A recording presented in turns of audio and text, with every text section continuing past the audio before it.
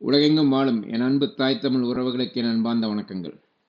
அதாவது இன்னும் ஒரு 20, 25 நாளுக்குள்ள தேர்தல் தமிழ்நாட்டுல வருது. இப்ப அரசியல் களம் சூடு பிடிச்சிருச்சு. என்னென்னமோ பண்ணி பார்த்தீங்களாடா, என் தளபதிய அடக்குறதுக்கு. ஒண்ணுமே நடக்கல. நீங்க எவ்வளவு அழுத்தம் குடுத்தாலும், என் தளபதி மேல மேல வந்துகிட்டு இருக்காரு. யாரு? என் தளபதி விஜய். அதாவது ஊரே எங்களை எதிர்த்து எதிர்த்து எதிர்த்து ச- நாங்க பெரிய ஆட்கள் தான், ஆனா மிகப்பெரிய ஆட்கள் ஆக்கி விட்டீங்களடா. உங்களுக்கு எல்லா கட்சிக்கும் ஒரு நன்றி நான் சொல்ல கடமைப்பட்டிருக்கேன். நீங்க வந்து எங்களுக்கு என்னென்ன தளபதி விஜய்க்கு வந்து எவ்வளவு அழுத்தம் கொடுக்க முடியுமோ அவ்வளவு கொடுத்து பார்த்தீங்க.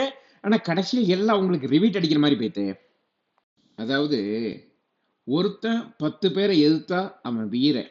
10 பேர் சேர்ந்து ஒருத்தனை எதிர்த்தா அவன் தலைவன். எங்க தளபதி விஜய் தலைவன்டா. இன்னும் என்ன வேணாலும் நீங்க பண்ணி பாருங்க.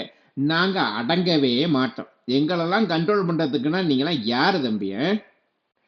உண்மையிலே சொல்ல போனா புரட்சித் தலைவர் எம்ஜிஆருக்கு கூடின கூட்டத்துக்கு அப்புறம் தளபதி விஜய்க்கு தான் கூடுது. இதை பார்த்து எல்லா கட்சிக்கும் வயிற்றுச்சல், பொறாமை, சரியான பயம் வேற.